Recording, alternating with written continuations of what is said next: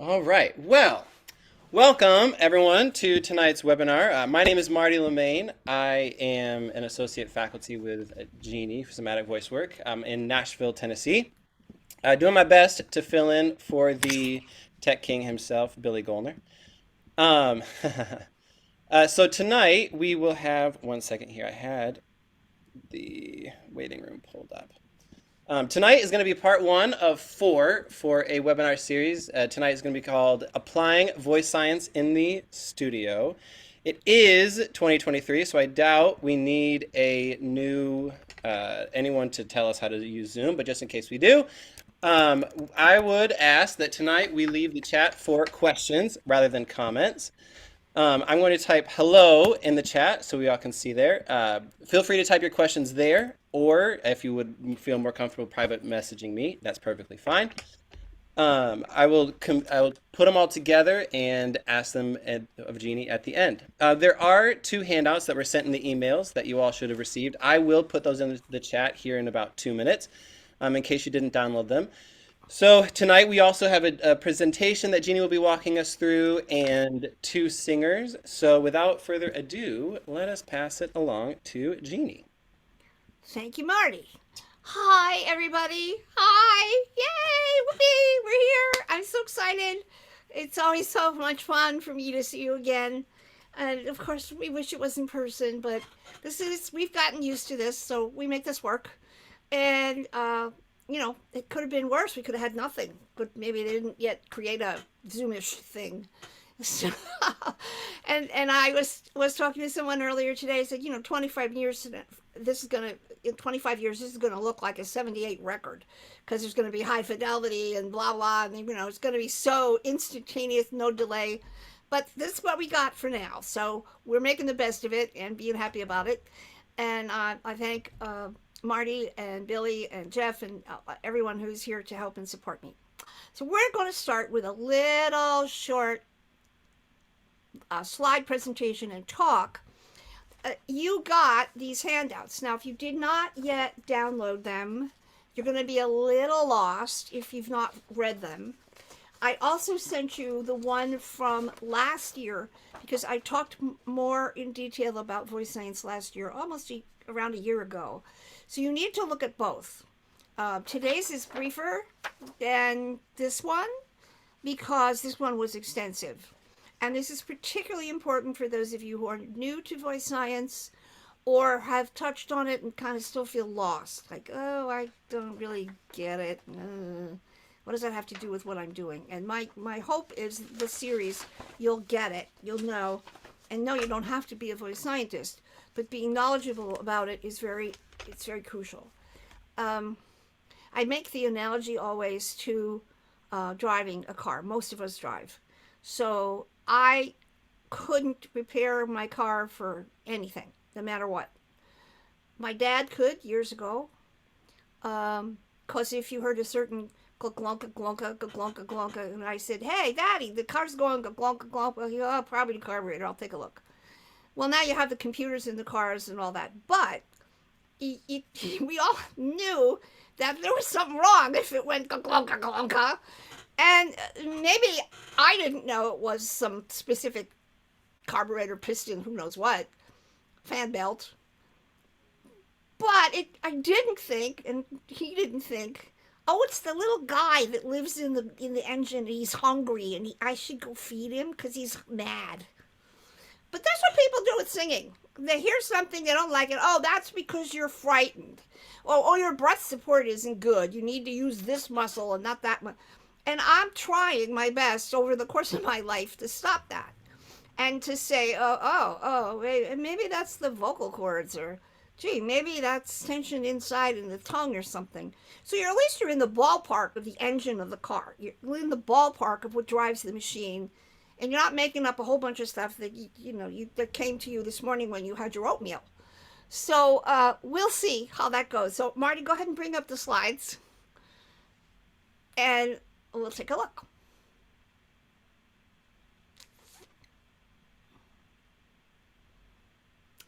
Okay, so here we are, voice science in the studio. What, how, and when. So let's go to the next slide.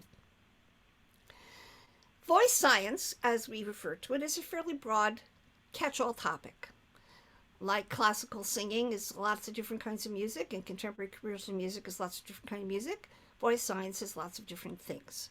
So it's voice medicine, which includes laryngology and medical research. So that's the primary branch.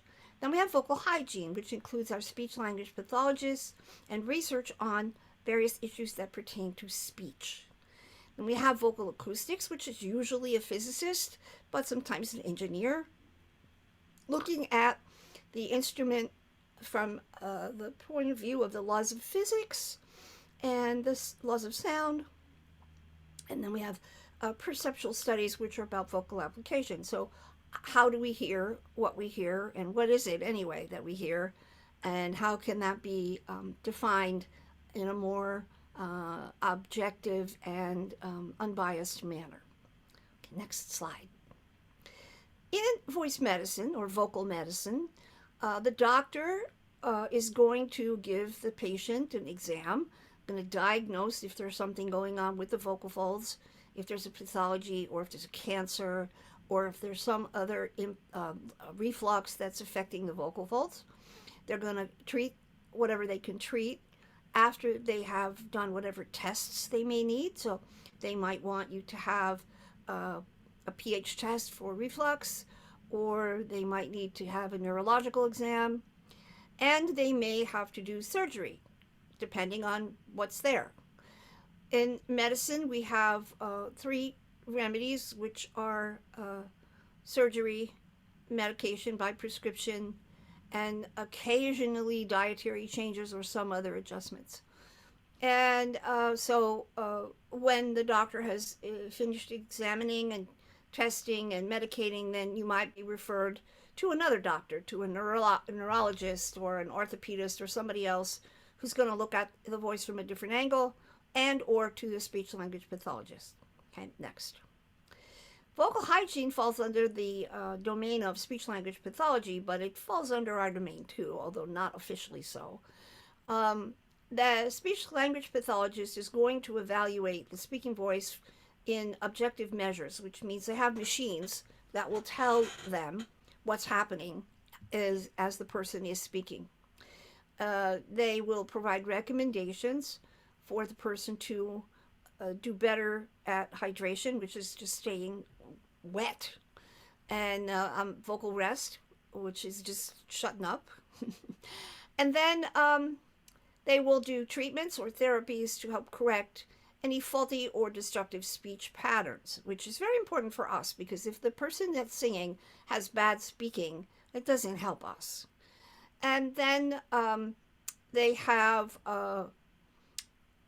they might go back and do more measurements and possibly refer to a singing teacher after they feel like they have gotten the patient back to normal vocal function. Okay, next slide. In pure voice science research, you are going to find your scientists, who are the engineers, the physicists, the acousticians, and sometimes the physicians, and occasionally speech language pathologists, who are looking at what we call more hard science, which is data-driven science. And those studies are very wide-ranging. We have acoustical studies, vocal fold behavior, which includes what you would call histology, meaning like the cellular structure of the vocal folds. And Dr. Hirano in Japan was one of the first people who looked at the cellular structure of the vocal folds and taught us about the lamina propria and the mucosa, and that was not known until the 70s and 80s. And then vocal tract behavior, which goes into the aerodynamic measures, the airflow both going out and then the backflow, the turbulence, neurological studies, and intervention with and interface with the medical and surgical techniques that impact those things. And then there's specific literature review. A lot of times people will review literature on a certain thing, and they look at the studies done on, say, reflux over the course of the last 15 years, and they come up with long-term average spectrum, which is an LTAS or LTAS. Okay, next. Okay, we did that one. We're going to go the other way. There we go. And singing and speech research evaluates the methodologies, the philosophies, and outcomes. Now, in speech language pathology, there are several different accepted methodologies to address certain things. And I'm certainly no expert there, but for instance, the Lee Silverman technique is used with speech issues on Parkinson's patients. And this is a specific approach for the Parkinson's patients because they eventually have trouble speaking. And there are other things like that which have been tested and accepted by the American Speech and Hearing Association, which is the governing body for speech pathologists, as being effective in working with certain kinds of populations. And so sometimes these various things are compared. Like, does this technique work better than that technique when the person has vocal fatigue?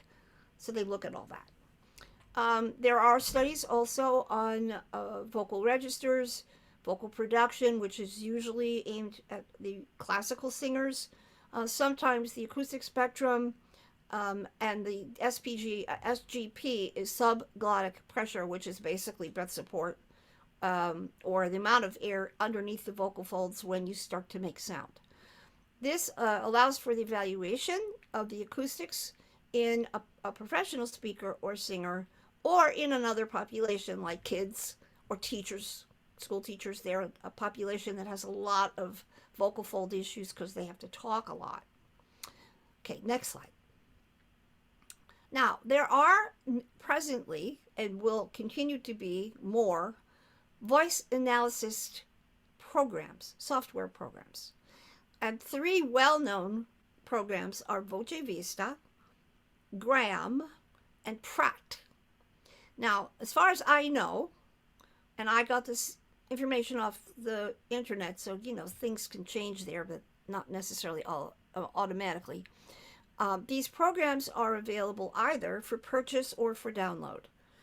I believe Voce Vista you have to buy, and Graham and Pratt are free downloads. And you have to have the correct computer to run them, so you have to have a certain amount of storage. Voce Vista is not an Apple-friendly program, so you have to have a PC. And you have to learn how to run those software programs. And I'm old enough so that when I looked at that, I went running and screaming, "No, I don't want to know! Ick, no!" But the younger people, or people who are so inclined, you want to have somebody to evaluate the singing of you or yourself or your students, not somebody, something. These are ways that you can get access to that. And there may be others, but these are well known and established and have been around a long time, and they have been used in research. Okay, next slide. So what if you don't have the software? Well, then you have your eyes and your ears. That's it. So you have to ask yourself, how does the singer look? And that includes what kind of posture have they got? And when they are moving, what moves? How much does it move? Which direction in which does it move? And then what kind of coordination does the person have? Do they seem like they're very organized physically, or some disconnect here and there? And what is their own kinesthetic awareness? Kinesthetic in this sense means how perceptive are you about what's moving? And some people have more awareness of that than other people. And is there any obvious discomfort or something that just looks like, not good? Then you have to rely on your ears. So you want to know, is the sound clear? Is it breathy? Is it nasal? Is it noisy? Or strained? And for us as somatic voice work people, is this a chest dominant, which means a speech dominant, a head register, or some kind of mix in the middle? And then what kind of vowels? Is the person singing an ah that comes out, oh, or is it ah? Because we want to have the vowel be itself, unless you choose to change it for a specific reason, which is then called modification. So that's a little bit of a semantic difference. Next slide. Okay. I am not a physicist. I had some trigonometry and geometry in high school, and that was another when I ran screaming, ah, slide rule, no. Well, these people love all that stuff, and so you must know that the laws of physics regarding sound always apply regardless of what you think you're doing or you think you're not doing, and that human throats behave according to known parameters. Vocal tracts have certain characteristics. So the instrument is an instrument, it has its own parameters and functions, and you cannot decide to change that. So your larynx is a certain size, your vocal folds are a certain length and thickness, your throat is a certain diameter, and that's basically what you've got. So you must work within those confines because that's the design of your instrument, and it's going to operate according to the laws of physics, whether you like it or not. You're not going to change the laws of physics. You can adapt them to suit your needs, but you can't say, well, that doesn't apply to me. Yeah, it does. Next slide. Okay. So it's helpful to learn the rules here because that's the way of learning. Like, oh, I have a car that has an engine, and the engine is what drives the car, so it goes and it makes the wheels turn and like that.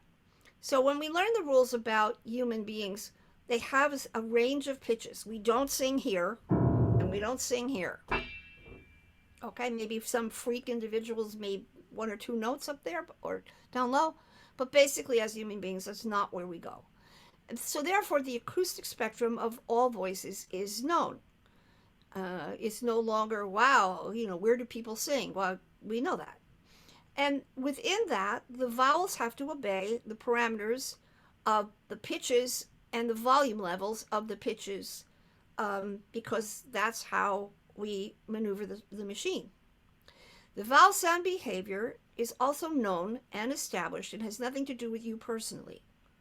So if you think, oh, well, this is my way of making this sound. Well, yeah, except that that's not true. Everybody has parameters that apply to human beings. Okay? Next slide. So the singers have to learn to adjust and adapt the vocal tract. So that's everything between your larynx, where your vocal folds are, and your lips. That's a bent tube. That is what we have to learn to adjust. A bent tube. Okay? And inside this tube, there is this big old muscle bunch called the tongue. And then we have the lips and the mouth and the jaw.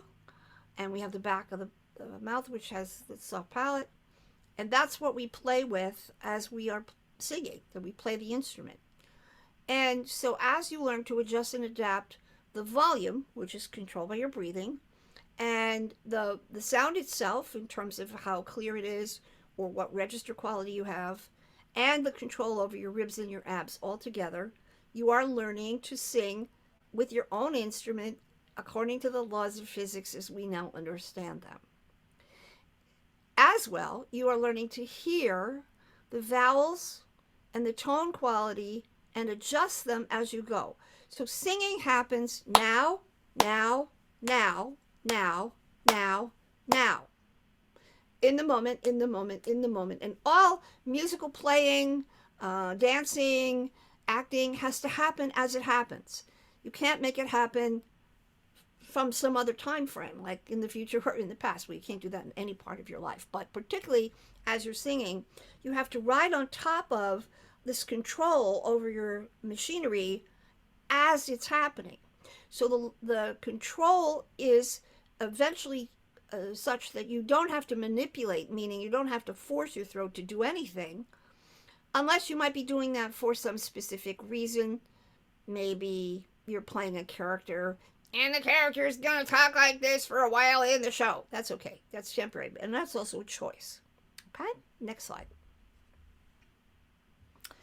Okay, so currently we have a lot of interest in this topic, which we used to call placement, or we used to call forward placement, maybe sometimes pingy, zingy, ringy stuff. But we now think of it as formant harmonic tuning. Now, I gave you an explanation of formants in the handout from last year. So if you haven't read that, when you read it, it should help you understand. But in all singing, the 5 resonating frequencies of the vocal tract, which are the formants of the vocal tract in human beings, are going to interact with the pitch that you have, because the pitch has overtones and harmonics. The harmonics are the frequencies above the note you're singing. And we have a specific pattern. It's an octave, a fifth, a fourth, a major third, a minor third, a whole step, a half step, and then microtones. And that is true for any note. You know, that's G below middle C. Then there's a whole sequence. The first one is here, and then the fourth, and then the major third, and the minor third, and so forth. When you're singing and the sound has resonance, all of those frequencies are there. And if you hit one that matches the configuration of your throat, you get a boost in the sound, and that shows up as carrying power or projection, or those old words. And that happens whether you know it or not, and whether you like it or not. It's just, that's how it works. Pause. What? What did you say? You mean it's not about my big toe? So all the voice teachers in the world that made stuff up, oh, it's because of this, it's because of that. So it's really important that you understand this. It's an interaction between the frequencies of your particular throat on a vowel at a volume and a pitch, and the pitch has configuration, and then the throat interacts with that. When they touch each other, the formant and harmonic relate to each other, there's a boost in the sound, which we hear as projection. And that can happen without any conscious effort at all, or we can learn to control it more deliberately. Next slide. Learn function, da da da da, learn function, da da da da da, learn function. I want to stand on the corner with a sign, learn function. What does it mean? Well, it means what I just said. You can only do a pitch, a note, a tone, a frequency. Usually it's on a vowel, but you can hum. And it's going to be at a certain volume, which we can measure now. We have a decibel meter that can tell us how loud it is. And then the quality of the sound, which we describe both as the quality of the tone, if it's, as I said, breathy, clear, nasal, noisy, or chesty, heady, or mixy. That's it, folks. Without any other equipment, unless you have a software analysis program, that's all you have. So you don't want to be trying to contract your areoepiglottic sphincter and flap your soft palate around like was a little doggy's tail and all kinds of other stuff that's out there. Don't do that. You don't need to do any of that, because it can be very unhelpful. And it can contribute to a lot of strange internal behaviors we don't need. And you want to understand how to respect both your voice and your body, and of course then the music, because that's going to give you long-lasting and permanent results. Next slide. So somatic voice work works. Does. Because it is based on voice science, on vocal health, on vocal hygiene, and the needs of the marketplace for singers who want to go out and be paid for singing. Of course, it also works for people who just want to sing for fun, and people who want to sing at church or in the community theater or in the living room. You don't have to be making money to have this process help.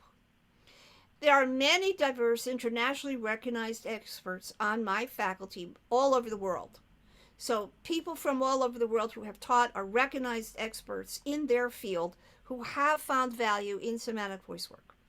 It is very supported by well-recognized universities abroad and here in the United States, and it has a proven track record. The institutes have been in existence for over 21 years. We have taught the levels in Australia, in Brazil, in Canada, and of course in the United States in several locations. And somatic voice work is inclusive. Everyone, everyone is honored and welcomed. No matter who you are, how you are, we welcome you. And there are no prerequisites of you have to have X, Y, or Z, or you can't be X, Y, or Z. We welcome you. All we ask is that you have an open mind and an open heart and a love of singing.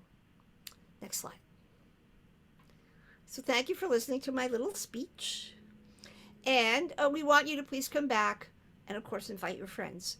The registration for the rest of this series is open.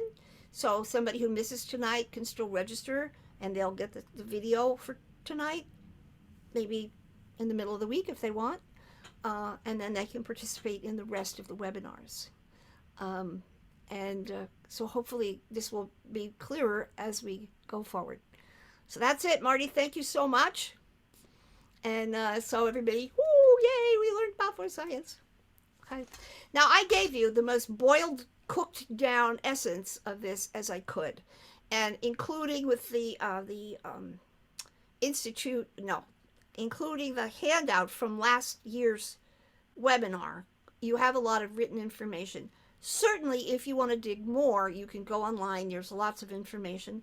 But I also am going to recommend tonight, which I don't usually do, but tonight I'm going to recommend a book by Ken Bozeman. So, Marty, have we got that somewhere? We do. Give me 2 seconds. Okay. Now, Dr. Bozeman is a colleague of mine, and he is the person who has done the most recent research on the Swarm harmonic interface. He's a singer and a singing teacher, recently retired. If you are somebody who likes to have more info, wants to dig in, this is a good book to start with. It's clear and it's detailed, and he calls it style agnostic, meaning, you know, they look at belting, they look at all different kinds of styles, and they don't say exactly plus or minus. It's just what they have found. They haven't yet figured out that there's more than one way to belt. Unfortunately, it's for the voice science world, it's still a thing. And so, Marty, we don't have it. I sent it to you as an email earlier today. Yes, it was I think what you sent was the last slide of the the presentation. Not the Oh, okay. Well, oh, that's dumb. I'll find it. I'll get it up. Okay, well, anyway, you can go on the website of Roman and Littlefield, and his book is there. But I need you to have the thing I sent, so I'll send it after the fact, because it has a discount, a 30% discount for participants in the webinar. I asked Dr. Bozeman to allow us to take advantage of the discount that Roman and Littlefield offered. So I will find that information. If we don't find it before this is over, we'll find it after we have, and you can have the code so that you can get it with a discount. And no, I don't get a kickback. All right. So when you're teaching somebody to sing and the sound isn't going where you want, you have to maneuver the front and the outside first, because that's the only thing you have to start with. So as soon as you start talking about, your soft palate has to be more dome shaped. That's like, your carburetor needs to get tuned up to go faster, or whatever they do, carburetors. No, don't go there, right? You can say, let's see if you can sing that ah in a different way. And this is where your imagination can be useful. So if you want somebody to change the quality of the sound, change the vowel. How do you change the vowel? Change the shape. Change the quality by changing the idea. So what's easy for kids, for seniors, for people who have never sung? Ah, oh, that's happy. Well, how about if we go ah instead of ah? That's going to change the vowel. That's also changing the form and harmonic ratio. You might not think of it that way, but that's what's happening. And if you have the voice analysis software, you would see that one has a different configuration, what they call a slope, than the others. And when we get the sound that seems to carry, like a classical singer's voice needs to, you get a lot of amplification on the high end, like the treble side, not the bass side. The woofer and tweeter, we have the woofer for bass and the tweeter for treble. And the high stuff is the stuff that allows the sound to seem to project more, carry more. Unfortunately, those are the sounds we don't like. That's the baby crying, the siren, the whiny. We hear those really well. We hear the baby cry really well because it's what our ears pick up. So sometimes getting a singer, I like to sing like this. This is the sound I like. But then when I go higher, I can't go higher because I just get tied up high. I can't go high. Okay, so that machine is asleep. And how are you going to wake it up? Movement. You must get things to move. What things? Everything. But you start with the outside. So what can you move on the outside? Well, you can move your mouth. You can move your jaw. You can move your face. I mean, I guess you can move your nose, but I can't do that. I can wiggle my nose. Oh, or my ears. I can't do that either. I can move my eyebrow. Famous left eyebrow. I can't do that on the right side. Kind of. Well, it's hard. So you start with things things that a student can touch, can see in the mirror, can continuously keep track of. That's the other thing. You got to keep track of how does it look, how does it sound, and then how does it feel? What kind of behavior can you identify? That's called awareness. Okay, now science is not necessarily about awareness, but it's mindfulness, which is very popular. And it means just, what are you paying attention to? What do you notice when you pay attention? Okay, so if you're not paying attention, you've been told, don't listen, and you've been told you can only do this, you're canceling out some of the most important feedback you have, which is your senses. Most people don't taste sound and they don't smell sound, so all we have is most of us, we have what we see, what we feel, and what we hear. And you can do everything you need to with just those three without worrying about, does your high note taste like spaghetti? I wish mine did. So you want to ask yourself, how much can you describe this in what are relatively objective terms? Now that doesn't mean there's no subjectivity, but we can all pretty much agree on laughing is laughing. I mean, everybody knows, ha ha ha ha ha, hasn't got anything to do with language. I think every human being knows laughing and crying. Oh, you know, Chinese citizens don't cry in a different way than French citizens or American citizens. We cry. These are human sounds. So we work with a human sound. We work with human being behavior that happens in the body. So what's the primary drive in your body? Get oxygen in, get carbon dioxide out. That is the primary driver in your brain. And in this most recent horrific earthquake in Turkey and Syria, where they found people that had been buried for a week, 7 days, no water, no food. I mean, think about that. But they did have air where they weren't buried, so they couldn't breathe. That's why they were alive. And maybe in terrible shape. But your body is going to do the best it can to bring air in and let air out. And in order for that to be true, your throat has to be relatively free, relatively comfortable. And what we know is that the inhalation process happens best when the larynx is in a neutral position. So that would mean it's in the middle of your throat. When you're singing some of the more commercial music sounds that are belty or brassy or nasty, the larynx is going to rise and the space inside is going to contract. It's going to get smaller. And that's okay as long as you don't get stuck there and you can't move. So the idea is you do it and then you don't do it. Another analogy would be, maybe because my first training was dance and my mother was a professional dancer. Here in New York, when I first came and I was going to auditions, sometimes you had to bring ballet shoes, tap shoes, and jazz shoes, because they might ask you to do all of those combinations, and that was considered normal. So I thought, well, why can't I belt and then sort of mix and then sing my soprano sound? Isn't that the same thing except here? But not if you talk to some people. Oh, no, we can't do that. That's terrible. And so in somatic voice work, we spend a lot of time cross training the mid range, cross training the pitches in the middle where we have a bridge. So we can go, ah, or ah. And then I went north or south. It's up to me, right? Then I can decide if I want to sing like that or I want to sing like that. Two different things to do. And that is those are different functions. Different functions. Are they different harmonic formant ratios? Yeah. Am I thinking about that? No. Am I thinking about my larynx? No. I am thinking about comfort. How good did that feel? How comfortable was that? How difficult was that? Not difficult. Good. Okay. So when you're changing the shapes, particularly in the front, if I do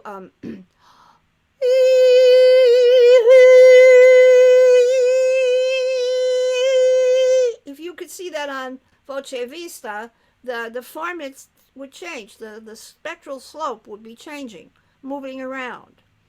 And which one of those was right? Beats me. Depends what the music is. Depends what I need. And so that idea that you have to place something in this right place was based on you have to get a certain kind of resonance in a large opera house or nobody can hear you. And this is not about that because for the commercial music singers, we have an amplification system. Unless you're singing in somebody's living room with guitar, you're going to have a mic and amplifiers and speakers and monitor, and that becomes the ring. That becomes the substitute for the yay thing. You don't need that. Problem with that is if you only sing quietly with a microphone, you never develop full function. You never really put the instrument to its full test. If all you ever sing is the sound, it's nice, it's a nice sound, costs me nothing. I don't need more than conversational level breathing to do that. You know, if I'm talking to my friend in a restaurant, I don't have to talk any louder than this unless the restaurant is noisy. But that's not going to help me if I have a student who wants to sing music theater and has to make a lot of sound, and I teach them that that's what I do. You have to be able to make the sound even if you don't sing in it. So you need to know, how do I get louder without making myself tired? Which is more chesty. Or how do I get louder in my head register? Which, those of you that know me, you know I have a spot on my left vocal folds that does not it does not function normally anymore. So where I would have had a head mix, I don't. It's gone. And those are terms that we use in somatic voice work. You may not be familiar with them. I did not make them up. They do not have anything to do with me. They are industry terms, primarily in Broadway, but in other places as well. So it doesn't matter what you call the sound. It matters how you do the sound, where you do the sound, how comfortable the sound is, and then how does that work in music?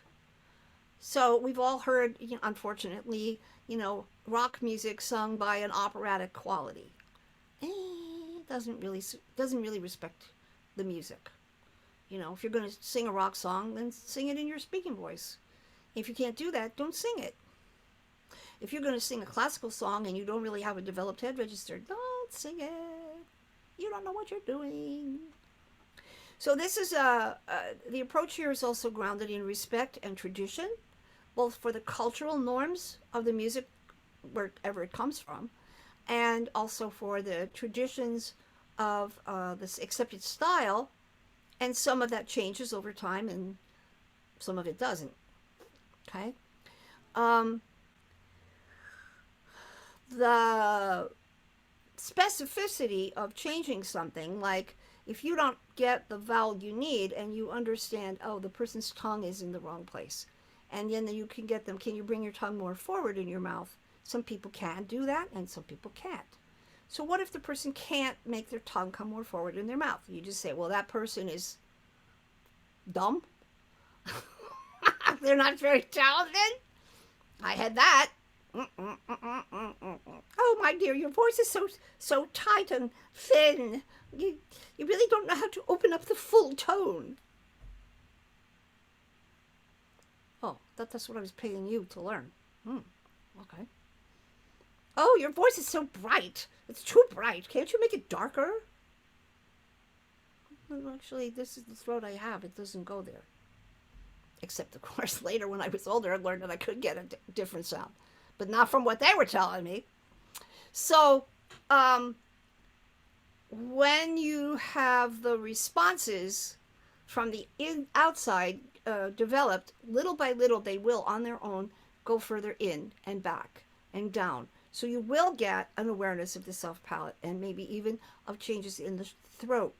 Certainly, you'll notice different changes in the air, how it goes out or doesn't go out, a lot or a little, all at once or hardly at all. That comes along as well. You don't learn all that all at one time. So if you have a student who wants to have the 10 best tricks to get high notes and you want to do somatic voice work, we don't do that. We don't. And so we say, okay, well, you're going to have great high notes, but first let's work on having some control over the middle and the bottom and the vowels and the volume, and then we can go higher. Okay? I usually will have questions at the end, and I think that you should just think about what I said and then write your questions in the chat, and at the end Marty will amalgamate like what are the good questions. We will try to answer all questions. If we don't get them all today, we'll get them in subsequent sessions. But I do have 2 singers to work with, and the request I get more than any other request is we want to see Jeannie work with singers. So to accommodate that request, I will work with 2 singers. And so, Marty, did we decide who's first? Yes, first up we have Miranda. Okay. Hi, Miranda. Nice to Hello. meet you. Where are you? Where do you live? I am in Midland, Michigan. Okay. You look familiar. Did I ever see you before? Yes, you did. This summer I did the levels Aha. and sang in the last one. I see. But I've grown a bit since then. I am see that. Good. When is the pregnant. baby? When is the baby due? May. Wow. Well, Yeah. congratulations. That's wonderful. So, is there something specific you'd like to work I'm bringing, so since this summer, I've been working with Jeff on a more contemporary sound because I have a very classical background. on? Yep. Um, and I think there's just been a lot of changes, and I think due to working with Jeff and this new style and being pregnant, there's just been a lot of changes in my voice, and the high register's gone, but I'm kind of fine with that because I don't really use it. I feel like it'll come back after pregnancy. I feel like that's just Yeah. I don't know, but Yeah. Well, right at this stage, the baby's pressing sort of, on the diaphragm. It's pressing, so you can't get a really low breath, and then that might have an effect on the high voice because you need a little more air pressure for that. Um, it just like you said, it's probably not something to think about until 6 months after the baby's born, because by then your body will start to settle into a more normal place, and then you can start to build back the high voice. Um, over the next few months, as you go closer to your due date, um, it may be that the pressure of the baby on your back and on your middle will interfere with some of the kind of idealized responses, yes. but we can still work on the function with whatever you've got, because it's possible to work on function and get pretty far without everything kicking in, especially if it's temporary, which is, being pregnant is not going to last forever. So we have that to be aware of. And oh, I have a request for everybody. I forgot to do it when we first came on. If your screen name says uh, Blue Vista Studios, please just put your first name at least, Mary or Sally or whomever. And then if you are a person who would prefer certain pronouns, put that too, because I doubt that I'm going to have an opportunity to interface with you one at a time. But I do get to see faces as they roll through.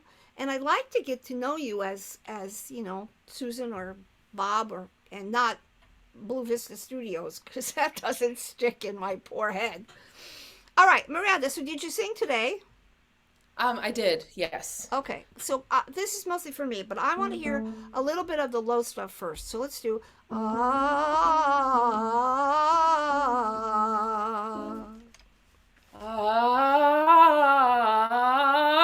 Ah, Okay, so just try to keep that steady and even and not too loud, like a moderate volume.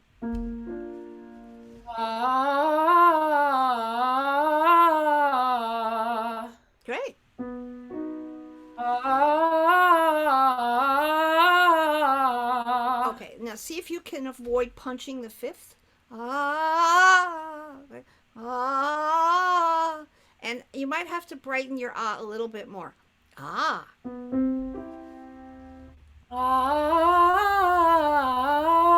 Ah, that's it. That's really good. Go back down again, right there. ah, Yeah, smile a little more. Ah.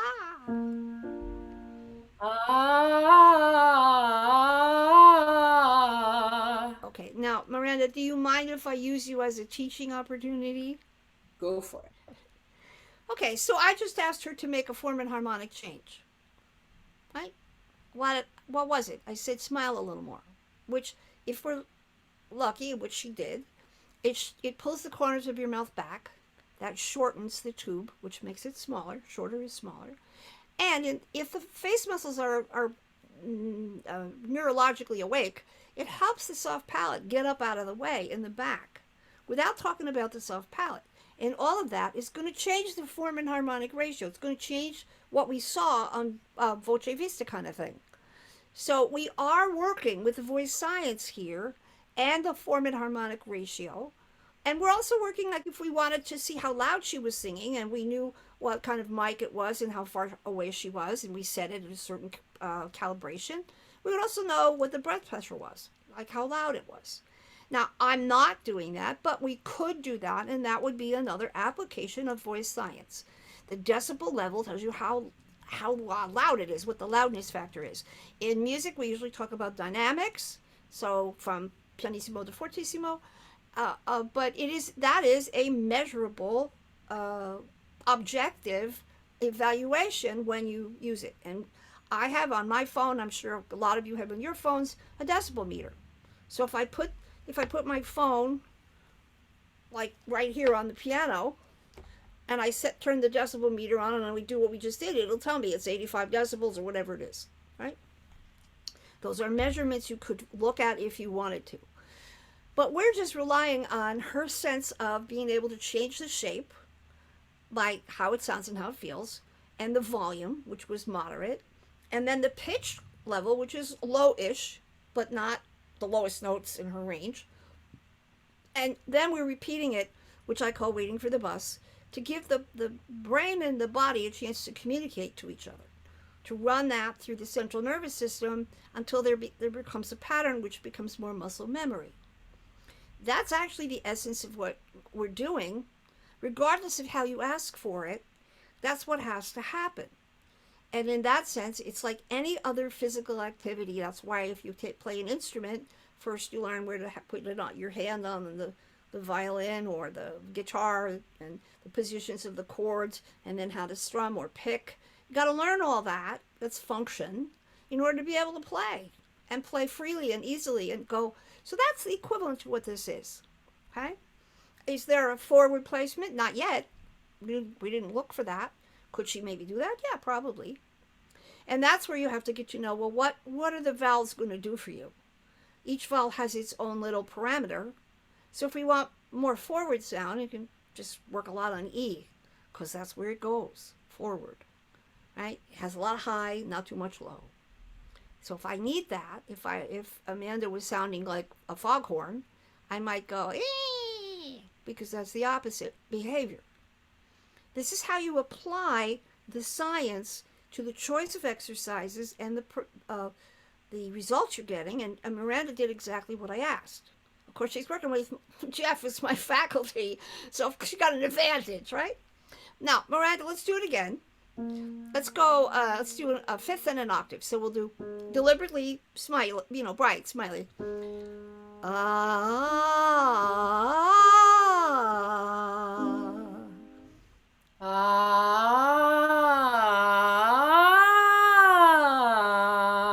Right. Now that's a pretty chesty place that sounds very comfortable to me. Is it? Yes. Okay. Well, that's pretty cool because I wouldn't hear that and go, "Oh, you're a soprano." Right? I don't feel like you're yelling. I don't feel like you're forcing. I don't feel like you're turning blue. You sound really comfortable. Now, I don't know how far up it'll go before it decides it's not happy, but let's see.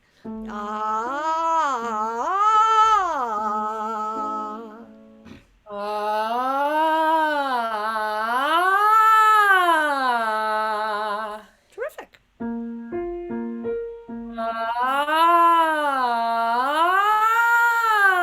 Right. Now, what did you have to do on that high note to get there? Do you know? Uh, Smile more, which was the soft palate Right. feeling. And did you change the breathing at all?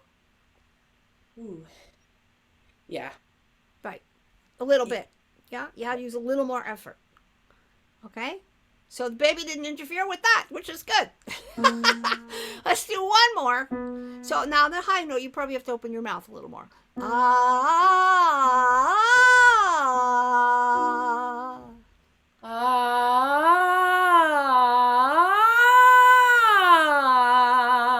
That's great. So that's a chesty mix or a belty mix or whatever you want to call that. That's plaid. We don't care about the name, but that's a very nice place. And so we don't hear that and go, "Oh, classical opera singer type." No, which means that the function is different than when she was singing soprano. And that's a credit to her and to Jeff because this also sounds comfortable. She's not yelling, okay? The comfort level has to do with how it looks, like she looks completely comfortable and not bulging in her neck. And her ability to change shape is good. If you can't change the shape, something's stuck, okay? Now, how we take chest higher is the second most popular question after can we watch Jeannie teach? And if my faculty can't answer this question, they get 30 demerits and have to go stand in the corner. How do we take chest higher? Does one of my faculty want to answer that? Marty. You take chest higher. Very good. You get an A. Okay? How do you take chest higher? By taking chest higher. Oh, it hurts. Oh, it's yeah, okay, but I didn't say you take it higher off the end of the piano. Maybe you take it a half step higher. Maybe that's all you get for that lesson. If you're lucky, maybe you get a whole step higher. But you're not going to get a fifth higher unless the person yells. Okay? So we go just past where it's comfortable, just past where it's comfortable, just past where it's comfortable, and then after a while, guess what? It gets comfortable. Right? So that the dynamic of the middle, if you're not singing on the chest side of things, it develops over time. And guess what? If you're the other way, you're a belter and you don't sing in your head register or some lighter quality and you can't go very far in that sound, you go as far as you can go and then you go a little bit more. A little bit more. If you've ever done yoga and your yoga teacher can put themselves in a pretzel and they're fine, they're teaching the class in this pretzel shape, and you try to do it and you can't get anywhere near and you're huffing and puffing. Well, they didn't start there. They gradually stretch their body into these positions and then they could stay and they could be comfortable. So the throat is the same. The vocal folds will go where you ask them to go if the rest of the system is available over time. And then it stays because you haven't violated the integrity of your own machine. Okay. Now, Miranda, I thought that was really good. Let's just do some staccatos there. Ha ha ha ha ha ha ha ha ha ha ha ha. Ha ha ha ha ha ha ha ha ha ha ha ha. Mm-hmm. Yeah. Ha ha ha ha ha ha ha ha ha ha ha. Yeah. Ha ha ha ha ha ha ha ha ha ha ha. Yeah. Ha ha ha ha ha ha ha ha ha ha ha. So far, so good. Lift your head a little bit. Ha ha ha ha ha ha ha ha ha ha. Okay. Now that's hard when you're pregnant, or when you're like in the end of your pregnancy, because you're doing stuff that your belly's gonna bounce. How did it feel? Uh, Good. I feel like staccato's been actually a little easier for me, pregnant than not pregnant. I used to hate and loathe staccato anything. Okay. Um, Well, I've had professional singers who actually felt that they were more able to sing in pregnancy than they were before they were pregnant. And then I've also had them go the other way, which is, oh my gosh, I used to be able to do this so easily and now I can't. I think it has to do with where the baby's sitting and what phase you're in your pregnancy.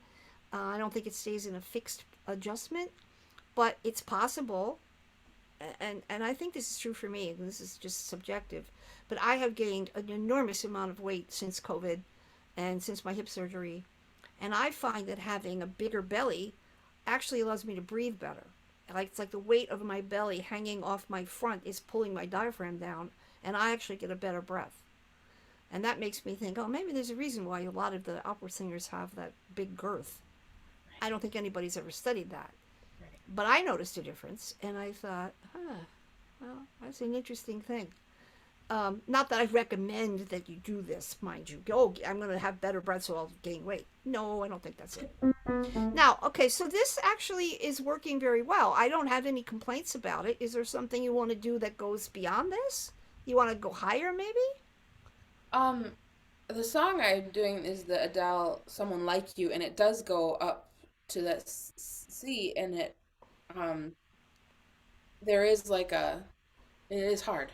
It's hard to go higher. Okay, well, can I hear that? Because then it would give me a better idea of where we need to go. Yeah, sure. Ready? Yeah.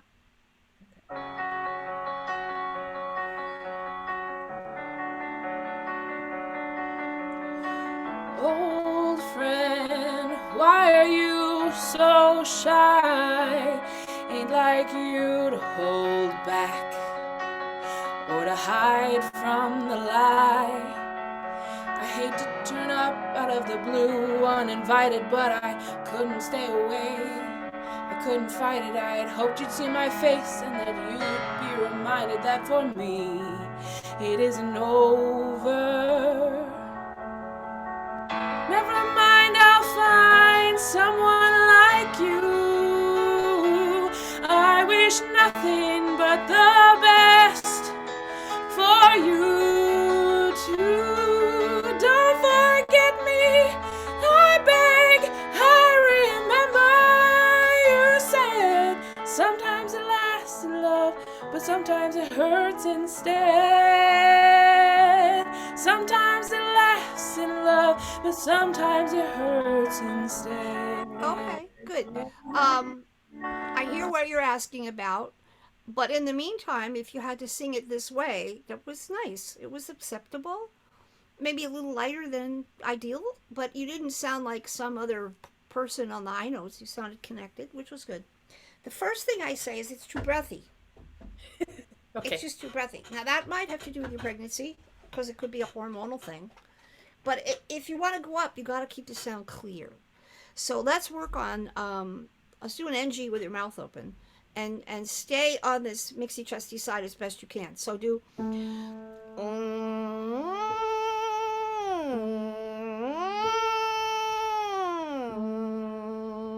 as comfortable as you can, but keep it as connected and smooth as you can from low to high. Mm,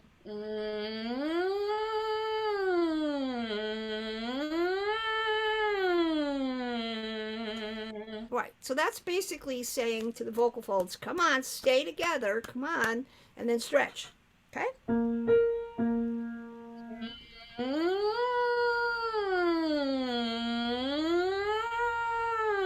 Right. The second one was better than the first. Now, if you tuck your chin, then you're not going to be able to get any adjustment here. So be careful. Your head can be straight, but not down. Okay? This is the classical world here. Keep this movable here. Right. That was better. That was better. Now, sing the bottom one a little bit louder. Right.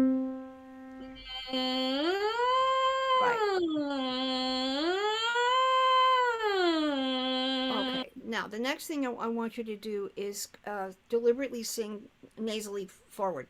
So I want you to do nya nya nya nya nya nya nya, but I'm feeling on the chesty side. Nya, nya, nya, nya, nya, nya, nya. Ooh, that's nice and strong. Be careful, don't tuck. Keep your head level. Nya, nya, nya, nya, nya, nya, nya. That's good. Lift your head a little more. Nya, nya, nya, nya, nya, nya, nya. Okay, now that doesn't sound hard to me. Is that okay? So when she sometimes a lot of that's what she's. There's where she is. You know, and that's the sound you have to be able to do. What are the words on that high part? I beg, I remember you said. Okay. So do you know what the pitches are there? I do have the music, but 1 second. Just gotta.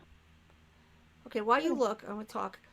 Those of you that have traditional classical training, and that's a lot of you, there's a quality in some classical pedagogies, not all, that talks about the resonant factor, which is called squealo, which is like a squeal. And there are all kinds of points of view about how to do that, but that is exactly what we need here. This is the same issue. And you have to excuse me, I'm sitting on a bench and my hip is still not happy, so I have to move a lot. So I'm doing that. And forgive me for looking like I'm wiggling because I am. Okay, so the meow, meow, that is squealo. So sometimes, how, hi there, sometimes. But it has to have some degree of speech in it. Because if I go, how, sometimes, that ain't going to do me any good in terms of making a beltier sound. So this is why the register work is first and primary. Because the squealo in head register is only going to make you sing your head register stronger, and that's not what this song is about. And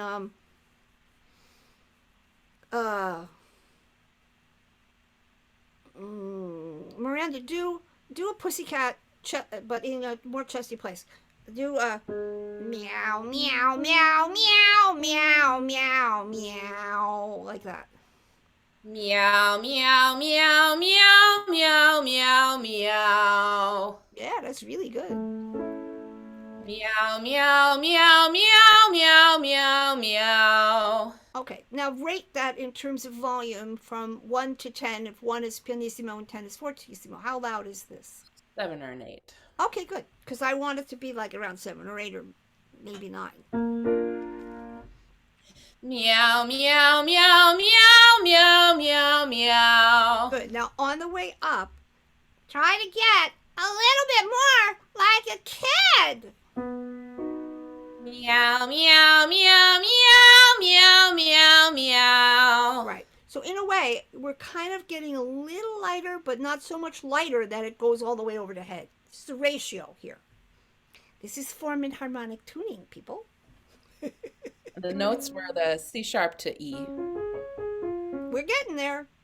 Meow, meow, meow, meow, meow, meow, meow. Good. Now make sure the first one is as firm as you can do it, because that's where the closure has to. Meow. Meow, meow, meow, meow, meow, meow, meow. Good. Now just do a free slide. Ah, like that. Ah! Yeah, that's the sound you need in the song. Do you think you can get that? I think so. Try it. Let's see. Bring back this. Just on the chorus. Yeah, if you can find it. Otherwise, you could do it a cappella.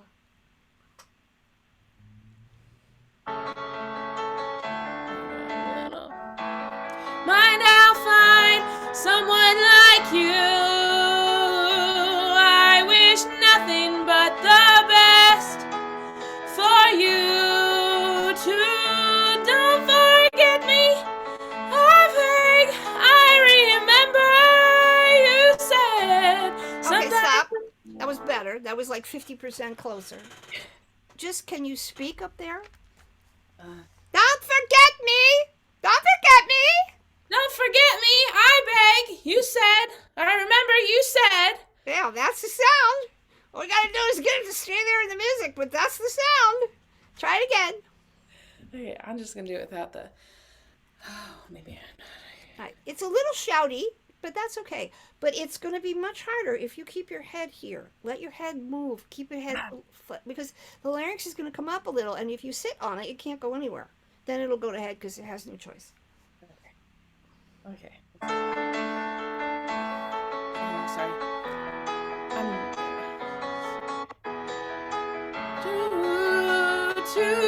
Don't forget me. That's it. I remember you said sometimes it lasts in love, but sometimes it hurts instead. Good. Okay, now the other thing, that was much better. That was the registration connection there. Now, the next thing is try not to sing the words quite so literally. Okay? You don't want to go, don't forget me, because then that's going to make it go to head also.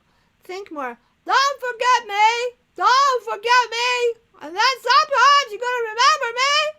Try to sing everything more open in the back, because that'll help it not crack. The space, this is a formant thing. This is going to bring in more low because it's more open. So the space in the back is less compressed. And we don't want, don't forget me. We want, don't forget me. You can hear that, right? That's a space change. That's a formant harmonic change. I never talk about that, but that's what's there, okay? So Miranda, you're doing great. Try again. Don't forget me. Hey, don't forget me. I'm here. Open in the back. Oh, don't forget me. Yep. Don't look, I know you're looking at the words, but look up. If you're singing the wrong words, I don't care. But I don't want your head here. I wish nothing but the best for you too. Don't forget me. I beg. I remember you said sometimes it lasts in love and sometimes it hurts instead. That was way better. All right, everybody. She can't see you, but put your hands right up here so she can see the gallery. See, that you could get away with beautifully, and it doesn't sound wrong, like musically wrong. And you just have to work on it. You're great. How did this last batch feel? Very easy. Well, good. Pregnancy or no, you got it. Thank you, Miranda. You were amazing, just amazing. Thank you so much. Thank you, Jeff, for sharing her. And good luck with the baby. Let us know. Cute. All right, good. So that was really cool and fun. And now we have, I think, we have Randy, right? Hi. Hi, Randy. So Hi, how are you? Well, I'm good. Where are you? I'm just outside Baltimore, Maryland. Okay, and are you studying or not studying? What do you sing? Um, so that's some of the problems. Is like I sing whatever my students are singing. I haven't performed consistently in about like 20 years. Okay. So, but I think it's I can't decide. Like I had a lot of I don't know. I always wanted to like when I growing up, I wanted to sing like Cher, and then got like couldn't get into children's choirs, and then to get into choirs had to change my sound, and then went to a classical teacher, and Did the whole like opera audition things and hated it. And really spent a lot of time trying to like figure out what I want to sing. I mostly teach musical theater, Hmm. but yeah, I feel like I don't perform because I just don't know. I don't know what my voice is. Yeah, well, you know what? I hear that a lot, especially with teachers and with people who do studio singing. Studio singers have to sing all over the map. They come in, they get asked to sing here, there, another, and I've had several people say to me, I can sing all kinds of stuff, but I don't even know who I am vocally. I lost track of that a long Hmm. time ago. And so this Yeah, is not, you're not like, oh gosh, I've never heard of that. yeah. Not that, it's not that uncommon. And then there's an element of losing, when you lose that, you lose sort of who you are. And then you don't want to sing, you don't want to perform because it doesn't feel authentic. It feels like Mm. you can get up and make some sounds and people will go, "Oh, that's nice." Yeah, it's just like I'm trotting out a bunch of skills, and I Yeah, just and it's like, "Okay, here's my yeah. voice. I can show you that I can do these things with my voice." Right? So part of somatic voice work is to show you that this is possible. You need that as you teach. But then to come back and say, "Hey, who am I and what do I want to sing that feels like it belongs to me?" And Hmm. sometimes you have to dig a little. We have a couple somatic voice work teachers who are primarily belty, and I make them learn how to sing classical, head register dominant stuff, and they're like, "Well, I have to really do this." But then after they can get really good, and they go and they say, "Gee, my belt is a little bit weak." I say, "Yes, but that's a short-term price you pay to get used to the other sound. Now let's go back." And then lo and behold, they say, "Oh, my belting is so much better." Yeah, because the integration of the two mechanisms, especially in the middle, does a lot of the work for you, right? So this is why when people are struggling to find the right resonance in the right position, sometimes it's just find the right register balance and the resonance will show up. Hmm. So since I've never heard you, why don't I have you just sing a little so I can figure out what's what, and maybe we'll know what to do after that. So Okay. sing ah, at a moderate volume, as comfortably as you can.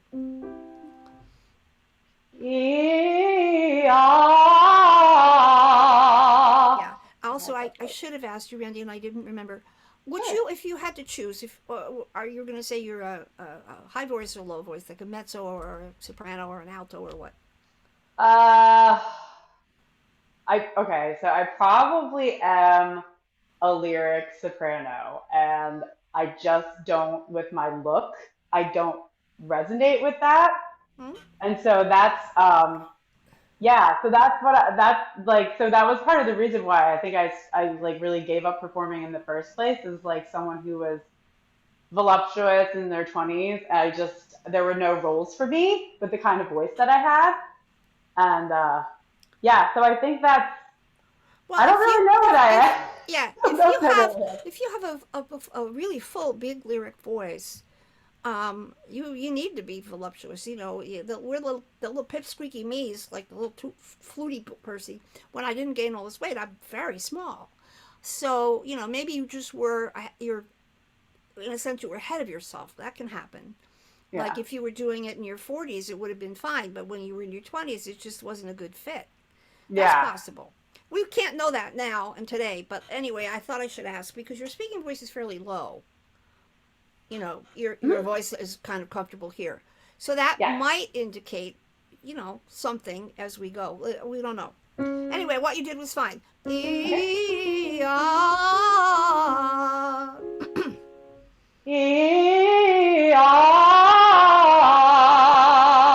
Yeah, no, I have to turn you down because that's loud. Marty, does that Yeah, seem this like room rings a lot. Sorry. is that comfortable volume for everybody? Yeah, yeah, that's very easy volume. No, I can not go for you, quiet. Randy. Marty, for everybody. Okay. Is that okay? It is a little loud, but the room has quite a bit of reverb on it. So we Okay. did turn her down when we sound checked her. Okay. All right. I'm just going to turn it down for myself then. Yeah, I'll turn down myself a little bit. Okay, Randy, go on. Okay.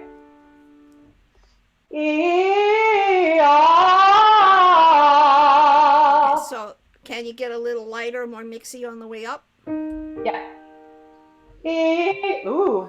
E, Right. ah. So that's the hard part right there. Yeah. You gotta, how much am I going to mix this and get through this middle? Do one more.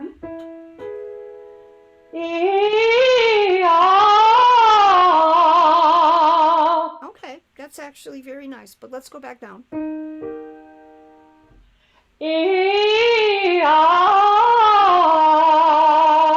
All right.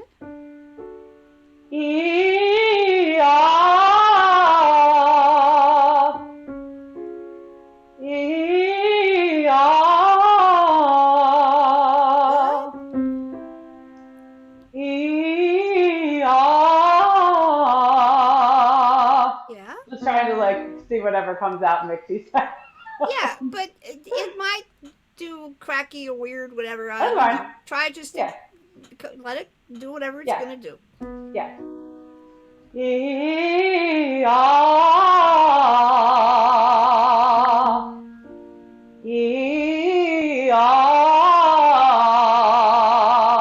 Okay, so that's like a lot of chest.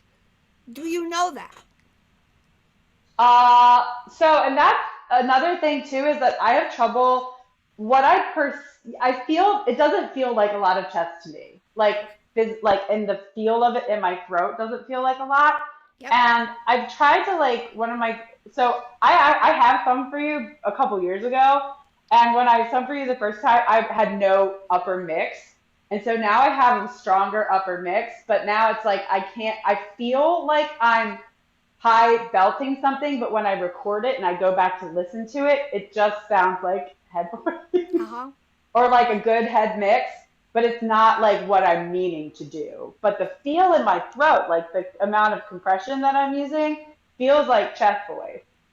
Yeah. But it doesn't sound like it. And so I have this sort of thing where I'm like, is this chesty sound that I want to take higher even worth it as far as like how much I feel like I have to do to it? Yeah. But see, this is where this kind of problem solving takes time. It takes several sessions because it could feel okay and sound okay, but not function right. Yeah. In other words, by function, you mean like, well, I want to sing what I just did actually with Miranda. She wants to sing the music closer to the kind of sound we hear, and her throat doesn't really want to do that, especially in the higher pitch range, but we got her closer. Yeah. So it's like shades of gray of how much was that chest and how much was that brighter and how much was it more open. And sometimes the smallest little adjustment and suddenly feels like, oh, right? But how this is from my evaluation, it sounds chesty. It also sounds comfortable. Yes, it's very comfortable. Okay? So is that because you've always had that and it's part of your voice, or is it just something that developed over time as you got older? And or does that have anything to do with how your high voice works? And I can't answer that yet.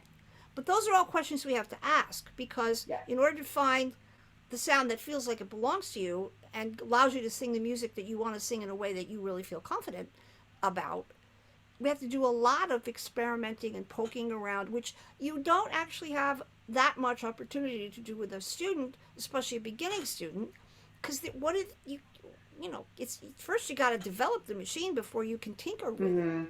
Yeah. So a lot of working with the higher level professional singers is what we're talking about with you.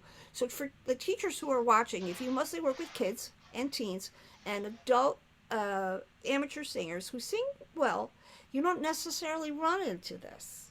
So this is where we talk about the German word Fach, and what Fach would she be in?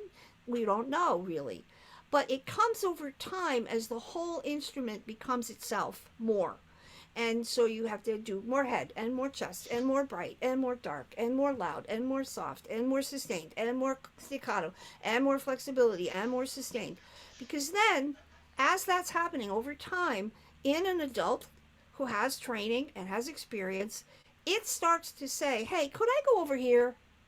And then that repertoire, hey, can I sing this repertoire? People always used to say to me, oh, Mozart is so difficult. And I used to think, no, it's not. Maybe there's something wrong with me because I don't think it's hard. Because that music fits my voice. Except I was too innocent and naive as a student to know that. So I thought, and I've given this example before about I worked with a very famous opera singer in a master class at Juilliard. And she said, well, the high notes that are soft are so difficult. It takes such a long time. And I was like, no, they're not. And I thought, oh, I know. I'm just not skilled enough yet. I hope someday I get skilled enough so that my soft high notes are harder. Because then I'll know I'm really advanced. There goes the eyebrow. Duh. When I couldn't sing up high softly, I couldn't sing at all.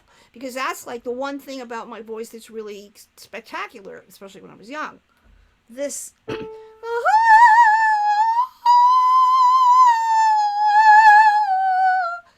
didn't have to work hard to do that. And when I lost it, because everybody was trying to make me sing like Brunhilde, then I didn't have anything. Because I didn't have what Randy's got, which is this nice kind of rich, warm, chesty something, which maybe could be very valuable. We don't know yet. And then, again, depends on what kind of material she'd like to sing. So, with that in mind, could I ask you to do a 9-tone scale with the two vowels E and A?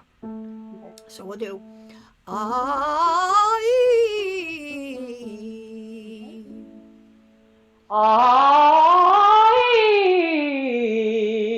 Exactly like that.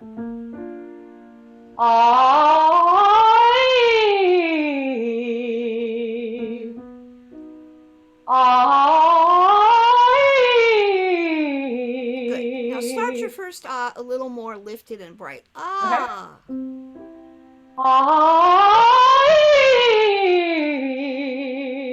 That's good.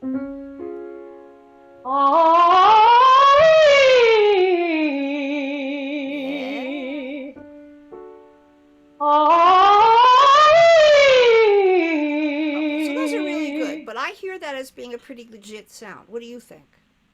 Yes. Right? Yeah. The music I pick, I don't sound like that. Right? So this Yeah. has to do with your previous training, and Yeah. if you were doing like a more legit show, it wouldn't have to be like super legit, but a more old-fashioned show. This Yeah. would be perfect for that. Yes. But what you want to do is more of a pop sound, right? I again, I don't know. Because Okay. I feel like whatever I'm aiming for, it's never what I'm aiming for. There's always like, just like the feel of it is never what I hear, and what I feel in my body is always different than what I record. Okay. And I But know you how to have- do all the to manipulate it, but But, I can never quite get what I want. you've worked with some somatic experiencing, right? Yeah. Okay, so if we apply that to this, and let's erase chest head mix bright blah blah blah blah. We'll Yeah. just make a sound. What happens if you do and you leave yourself in the most neutral position you can find?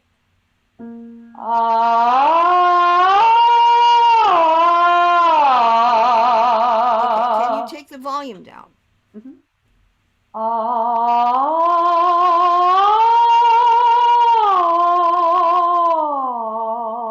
Okay, so from the standpoint of a subjective expression, if that was a color, what kind of color would it be? It feels really bright to me. Okay. Can you... Or like fluffy. Pink. Fluffy, okay. And does it feel familiar? It does. It feels like my young sounding voice. Okay. Like what I remember I feel like it sounds young. Very Okay. Now, young. as your experience, does that mean when it sounds young and fluffy, do you like it? I don't dislike it. It just doesn't do anything for me. Okay. So you have no specific reaction other than it's there, Yeah. right? Yes. Okay. So now, ask your body, hey body, Yeah. can we make a sound that feels like it belongs to the me I am now? Okay. And just do whatever sound comes out.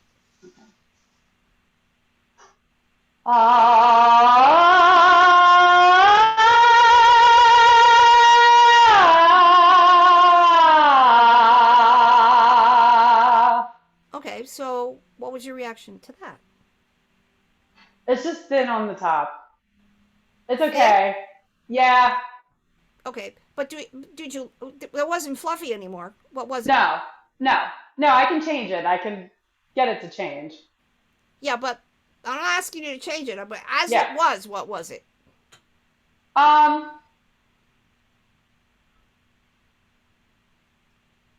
I don't know. I don't know that I had a strong reaction to that either. Right. Okay.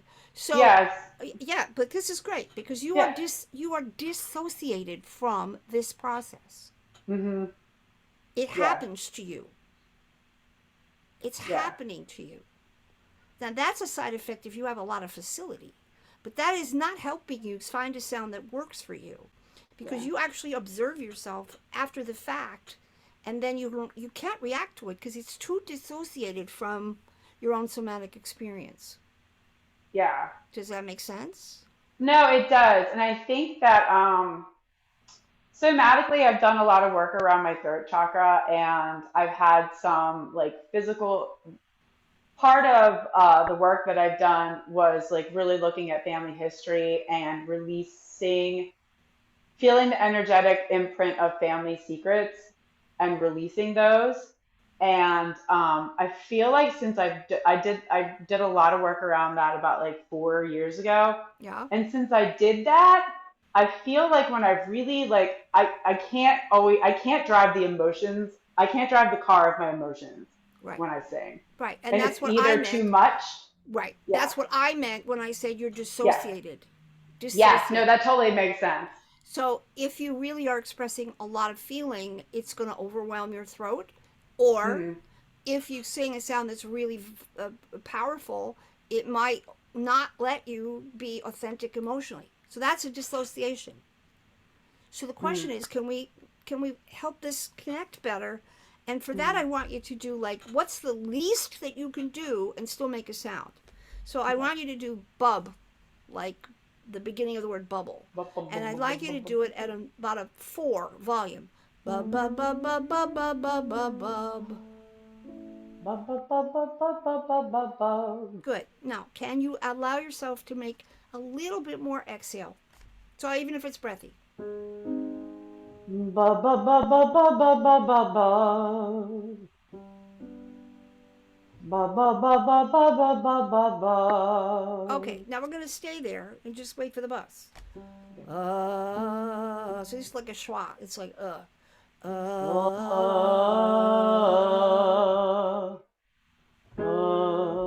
did you go up or Yeah, up. Da da da da dum.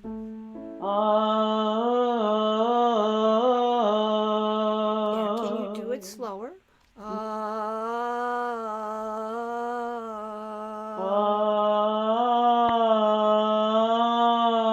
Good. Now, while you're doing that, pay attention to the somatic feedback you get, plus or minus. I don't care. Oh Just yeah, no, pay. I feel like a release in my chest. Okay, but stay with whatever Okay. your uh, proprioceptive experience is, but without judging it or stopping it.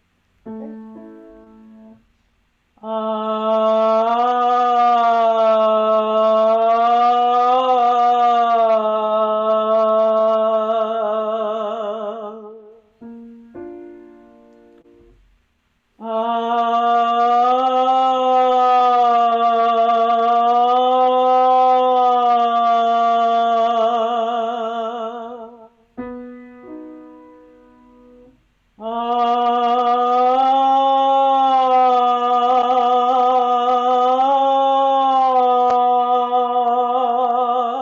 Okay, so what was that like?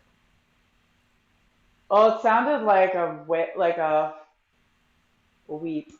It felt like a Yeah, weepy to me sound. it feels heavy, like Yeah, emotionally heavy. yeah. It feels emotionally heavy. Like, oh, right? Yeah. So right now, just allow that. It's there, so Mhm. it's okay. We'll go Yeah. back down again.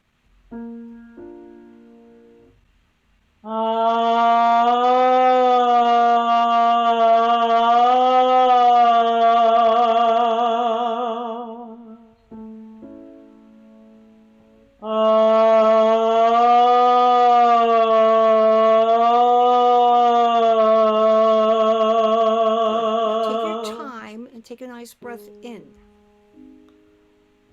Okay,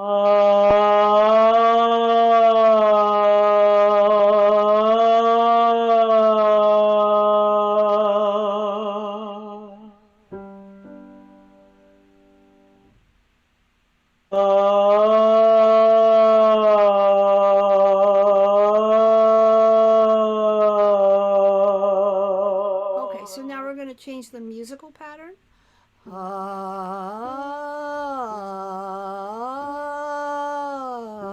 And you might run out of breath. I don't care. Okay.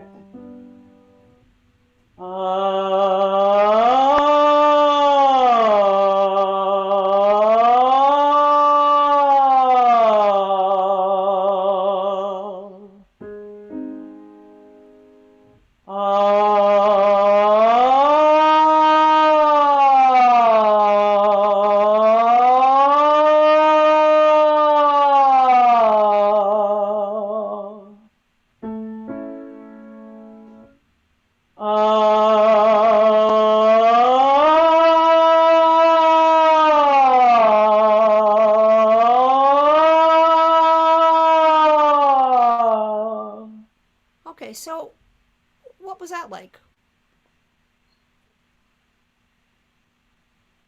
It's just an interesting sound. It felt easy. Um, Okay, but then what else about it? Easy is not enough information. yeah. Does it feel satisfying? Yeah, no, thematically, it felt very nice to make Okay, that so sound. it didn't feel uncomfortable. No, no, Okay. no. Oh, okay. So then what color is that? Oh, that's a dark sound. It's Right, like purple. right. Okay. So it sounds dark and heavy. Yeah. Does it feel Did dark? Does it No, it feel doesn't dark? feel dark. It doesn't feel dark and heavy at all, really. Okay. So that's good because this is Yeah, part of the detective work. yeah. Okay. So what if I said, can you find a sound that is not dark and heavy in that same pitch range? What would it be?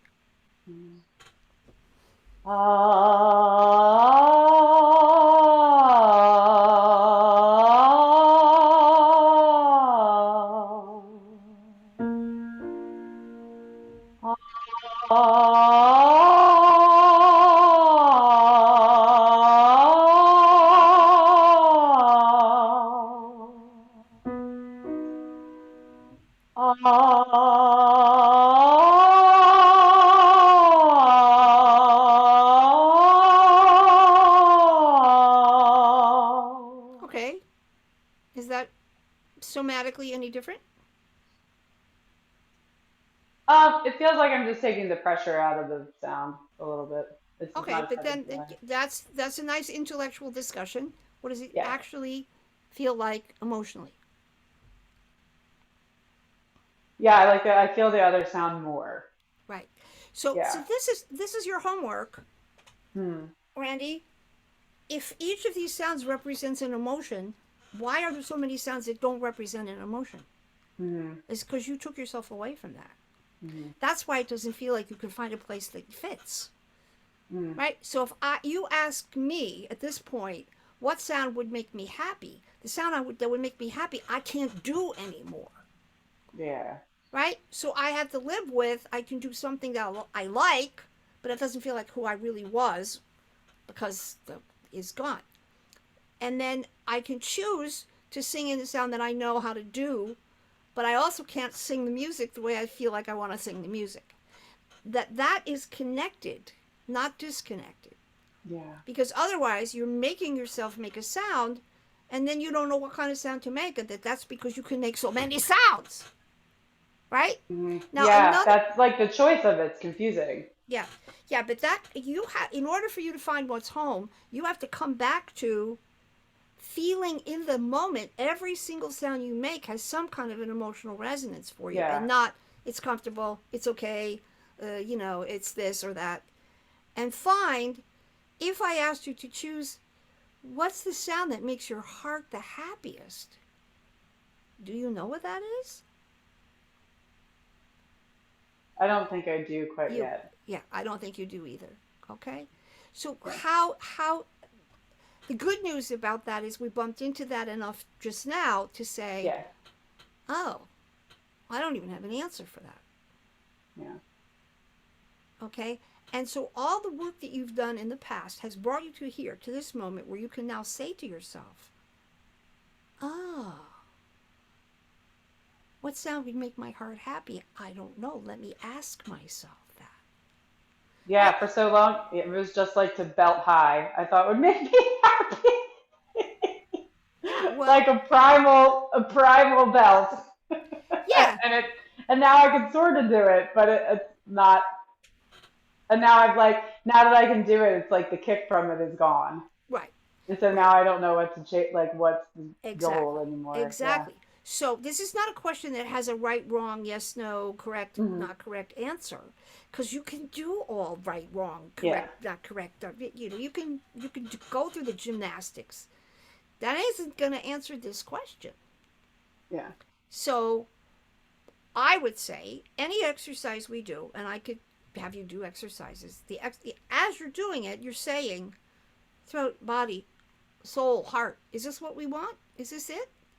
And when you find the place that starts to feel like that spark of, oh, and it honestly, it could be a sound you've never made. I mean, that really is the thing. It could be something that when you make it, your eyes will go, I never sounded like that before. Because I run into that a lot with people. They come and they sing for me, and I just say, hey, go over here, do this, go there. And then suddenly some sound comes out that they never knew they had in their whole life, and they still go, oh, I didn't know I could do that. Hmm. But I wasn't telling them to make that sound. That was the sound that emerged. So in a way, it's sort of like you have to deconstruct all the various skills you have to get Hmm. back to what's there if you never had any singing lessons in your life. And what happens if you never had any trauma in your life, right? Hmm. Because you might have assimilated that at a very young age and you didn't even know that. But the Hmm. message you have inside yourself that says, eh, eh, is more important than, sing more mix or brighten vowel or whatever.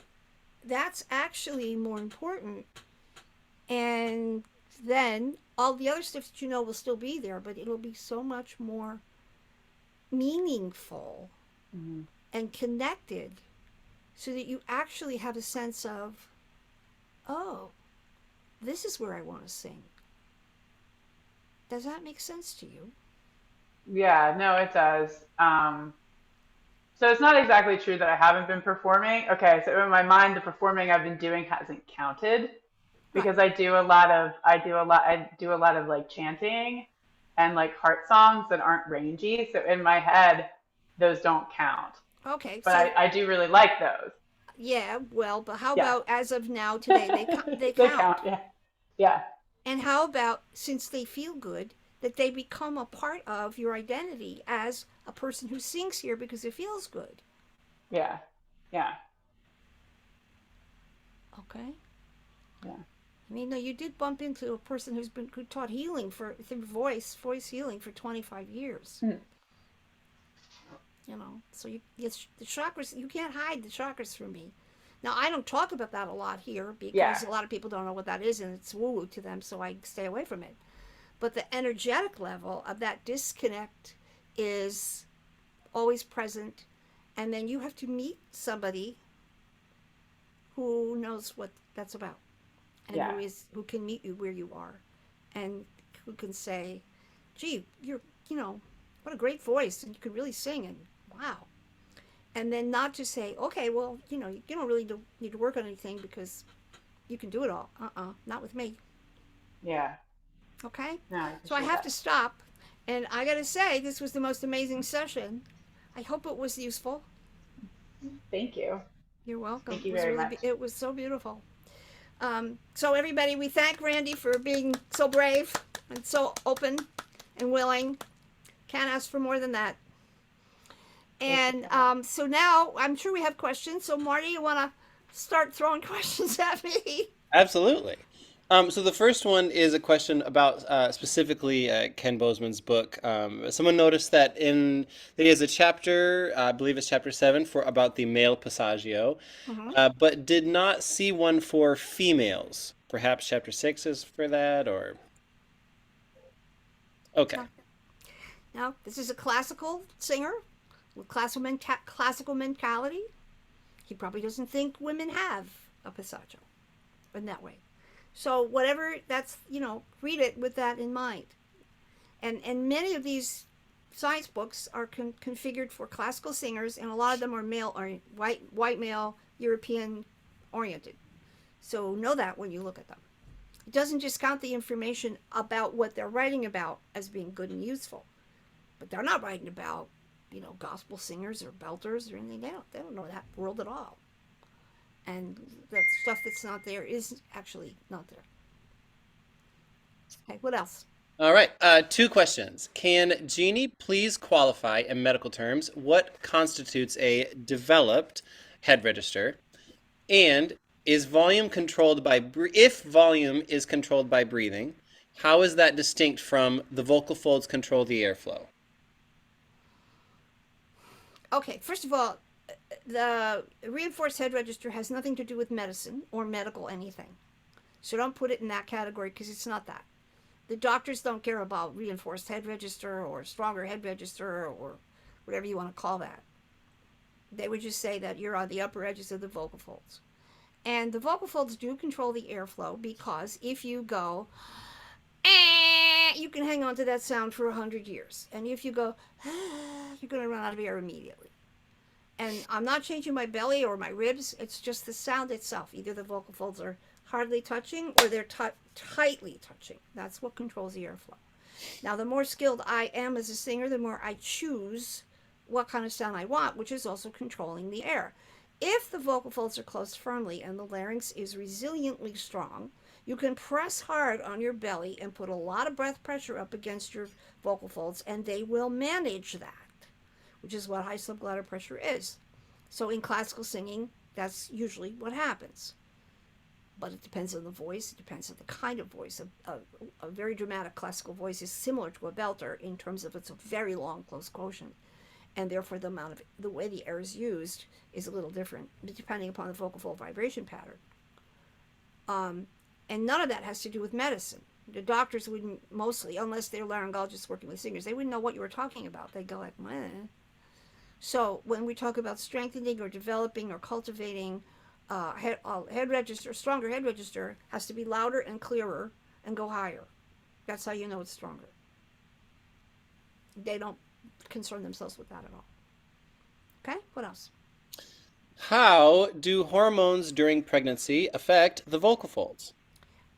Well, the hormone system in general affects the vocal folds all the time. And anytime there's a fluctuation in your hormonal profile, the vocal folds will respond to that because they are affected by hormonal changes.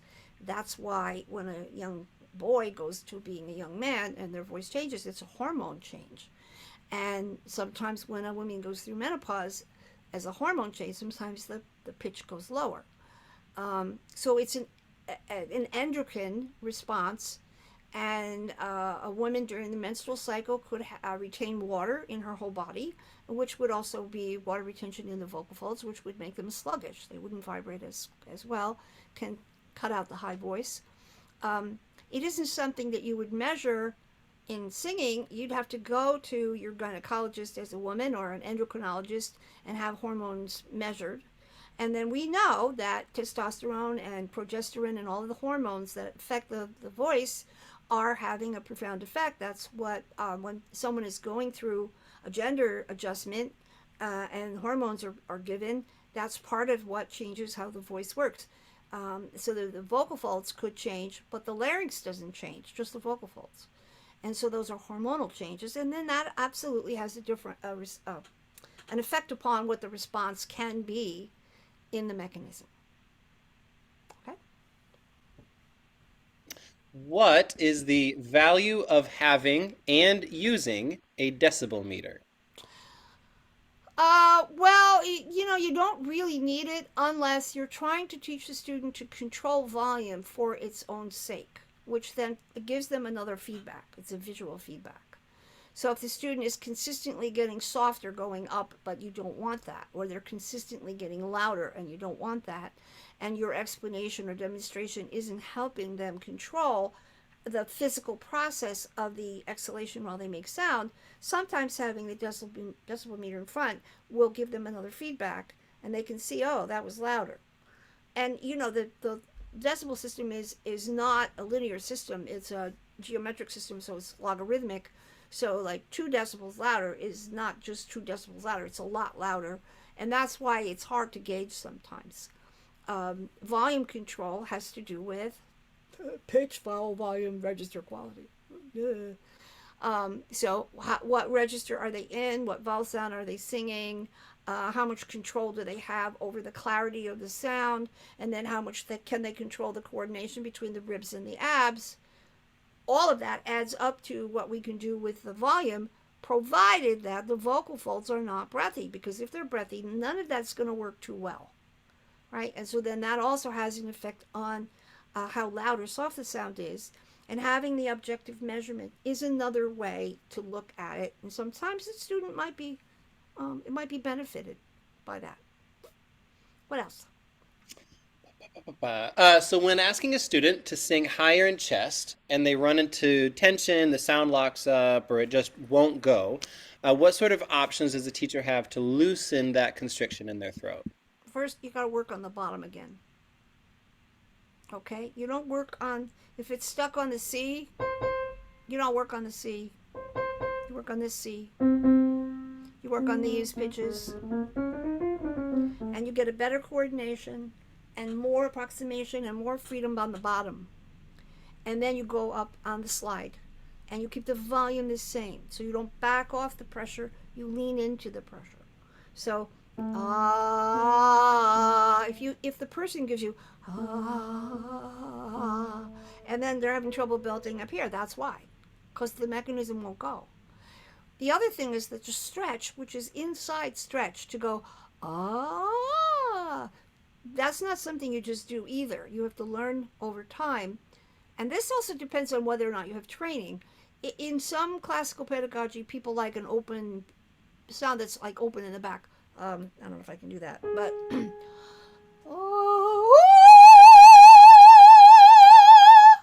that's more open in the back than which is a lighter sound. It doesn't quite have that big inside.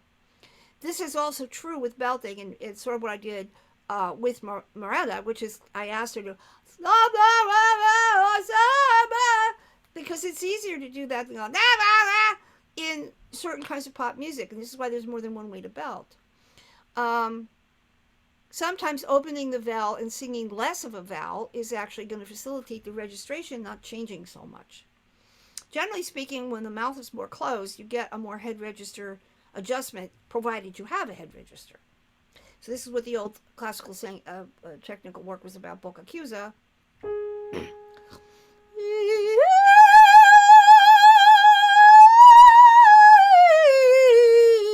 That's not dependent on my jaw. It's really about what goes on inside my mouth and what's going on in my throat. The other one, yeah, that has to do with my jaw and inside my soft palate. There's a big difference there. And that second one I could never sustain in a piece of music. I'd die. But people do condition themselves to be able to sing like that, and they can learn to be there. But then it has an impact on whether or not they can do other things. Some people learn that that's where you sing, and they sing there, and they don't want to sing someplace else. And if it works for them, well, okay. But then if they had a student who's not doing that, they can't say to the student, oh, that's wrong because you're not doing what I'm doing. They could say, that's different than what I do, and we could teach you to do what you do better. And that leaves a lot of the critiquey judgment out, because it is what it is, and then you can evaluate it as mechanics. Okay, that's good. What else? Yeah, there was a moment with Randy when you asked her to sing at about a 4 volume level. She did, and then she started to sing quite a bit louder than that. Was there any kind of further instruction that caused that, or did we miss something? No, I did not ask her to change the volume or to do anything different, but that's where it went. So I left it alone. Now, if you're working with someone who says what she said, then I'm not looking to work with her on a purely functional basis. So that what I did with her had absolutely nothing to do with voice science, zero. It had to do with the psychological and emotional home that has not been there in a while, except when she's doing her chanting, which she discounted. Well, why did she discount it? Yeah, that's the question. Okay? And this can have repercussions in ways that we don't necessarily always consciously know. Like I had a woman who worked with me, and every time I had her do, this was a high level classical singer, and she had stopped singing quite some time before, and she was teaching, and I had her do yan yan yan yan yan, and she said, "Oh, I hate that sound." And I said, "Well, mostly we all hate that sound." But she said, "It reminds me of when my mother used to yell. I don't do that. I don't like when you do that." And she said, "I just hate it." So of course, not only did she not like how it sounded, but it also reminded her of her mother's nagging at her, which made her crazy. So I asked her something along the lines of, "Well, did you ever tell your mother that it bothered you or to not talk to you like that?" And she said, "No." Right? So then later, 40 years later, the issues that she was having that would have been more corrected had she been able to make those sounds showed up. And I mean, I have to give her credit. She really went out and worked, and she figured things out for herself. Um, and you know the idea that if we leave ourselves alone and whatever the sound comes out is okay is for some people a foreign idea.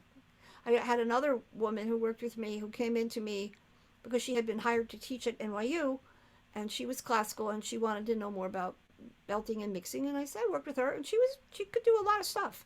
So I explained, okay, that's this, and now you're doing this belting mix, and yeah, you got head mix. Yeah, you're good. You could do all that, sort of like Randy. And then I said to her, "But what do you sing if you just sing in your own voice?" And she looked at me. She said, "What do you mean?" I said, "Well, like you're in the shower and you're singing, what comes out." "But what? Oh, you have to ask, what kind of sound do you want?" And I said, "Well, I don't want anything. I just want you to tell me like what sound shows up when you're not thinking about it, when you're walking around in the kitchen. You have to tell me. Do you want a dark sound or a bright sound?" Oh, and I left out. When she came to me, she told me she was a dramatic soprano, and she was not, but she thought she was. So I just said, "Well, this would be a sound that you could do without trying to do something. I mean, it's nice to know you can do chest and head and mix and belt and you're capable. What do you do if you just are you?" Now, she told me she started taking singing lessons when she was 12. She never came back.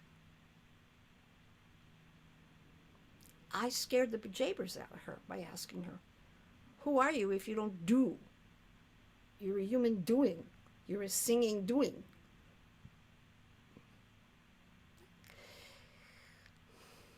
That's tough, right? Because you've always been told this is good, this is bad, this is right, this is wrong, sing like this, not like that, go here, don't go there. But if you take all that away, what's left? You still have a larynx, you still have a throat, right? So maybe for Randy, and I don't mean to put words in her mouth, but just chanting where she's not trying to do stuff, whatever that shows up, that's the kernel of like, oh yeah, me. We don't know, but she'll fool around with it and figure it out. Okay, anything else? Yeah. Sort of back to the head register question. Does a developed head voice mean that it has mix in it? And I think by developed, more of what they mean is functional. Yeah, when it's louder, you can say it's more mixy. Okay, and you can say that a reinforced falsetto or a strong head register has some chest in it. But then what you're really talking about is the closed quotient is different. So is that chest? Well, maybe. I mean, we think of chest as having a longer closed quotient. So in that sense, is it more mixed? Yeah. But don't get caught up on all those terms. They're just words. The sound is the answer, and the sound goes where the music takes it. So if you just want to make sound for the sake of making sound, just make up syllables and make up melodies. But if you want the sound to be meaningful in music, make the sound that suits the music. And forget about what you call it. Okay? So if you can get your student to sing a louder, clearer head register, is that a mixier head? Yeah. Is there some chest in it? Maybe. You could call it that. Somebody else could come along and go, oh, no, that's not true. Fine. Okay? So this is where there are no rules. The principles apply, but your common sense can't go away. And does it really matter? No. And contradictingly, if I'm working with a very high level singer who can always already do everything, I'm going to fuss about this peaky finger doesn't do the right thing. Do I do that with a beginner? No. But they come to me for this little thing here. Right? So I work with a high level singer. I am going to say, no, not that vowel. Let's try again. Not that vowel. No, not there. And I saw a masterclass with a classical singer, Ellie Ameling, who's a beautiful art song singer. And she told the audience when she started this masterclass, she said, I'm going to work on small details, and if that's going to bother you, you should leave now. And boy, she was really telling the truth, because she worked with this young man on Morgan, Strauss's Morgan, on one measure for 40 minutes, because she wanted what she wanted. Now, I don't think I would ever do that, but it was interesting because she was very, very determined to get this guy to do what she wanted. She didn't have any vocabulary to help him, so she was actually saying, more this, more that. It wasn't really great, but he got there. So do you do that with a beginner? I hope not. Do you do that with an amateur singer who wants to sing for fun? I hope not. But if you know how to do that, sometimes even with an amateur singer, that one little suddenly everything opens up and it's better. So that's why there's no rules. And that's why in some ways somatic voice work is difficult, because it's so open and there's so many options. But everybody that's teaching, everybody that's on faculty, even the recent faculty, they're working with it really well. You can ask them. They'll tell you it works for them and their students. So you don't have to be super to make use of it. And then it grows as you do with the process and with yourself. If you don't do this to your own throat, if you don't work with these principles in your own throat, they're not going to be particularly meaningful. Because it's not about something you read or even something you watch. It's about something you experience, but with a certain kind of consciousness. Okay, so we're almost out of time, Marty. Did we get everybody's question answered?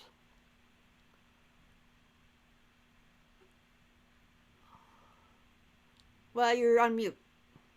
My bad. There we are. There's one really super quick question, which will lead right into the mention of the Institute, where there's a student who has a low range, but as soon as she goes higher, she gets into this thin sound that doesn't sound quite like head register, but it doesn't sound like chest, but it does sound different from her speaking voice.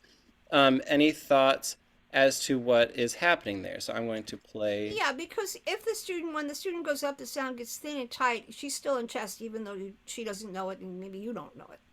That's how you go. That's why you go by function and not just by aesthetics. So it's not uncommon for people to go, oh, I can't get there. Oh,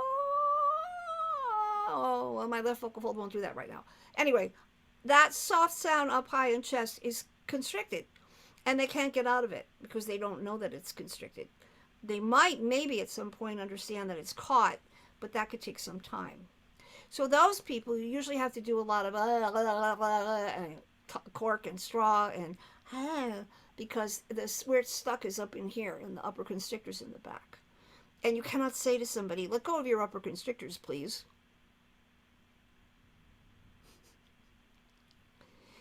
So come and join us at the LaVetri Institute in July. And you're going to hear this a lot, so I'm sorry, it's the commercial. We have a lot of fun. We do. And we have the 3 levels, so if you want, you can go to the website You just need to put in www.bw.edu/Lavetri, and we'll give you that information more as we go. So I hope that you got some idea of voice science and application, and I hope that we have answered some of your questions. But you also got to see some work that was not about science, which was a surprise to me, and that was fine. Because I don't often get a chance to do that with you in front of you, and that is very valuable work. And Randy, bless her heart, was absolutely open and wonderful, and she was not afraid, and she didn't resist, and she was generous and open, and that's all you can ever ask. And did I answer her questions? No, but I helped her ask better questions, which is useful. And so that is part of the reason why this process is, I refer to this process as a healing process, as a based in the spiritual idea of service, and why I try to always come with an attitude of gratitude and simplicity, which leads me to say I'm very grateful that you were all here too. Thank you so much. Those of you that watch after the fact, your questions are still welcome. Thank you, Marty, and thank you, Jeff, and thank you all very much. Yay! We're good. We're good. We're good. And I'll see you next week. Bye.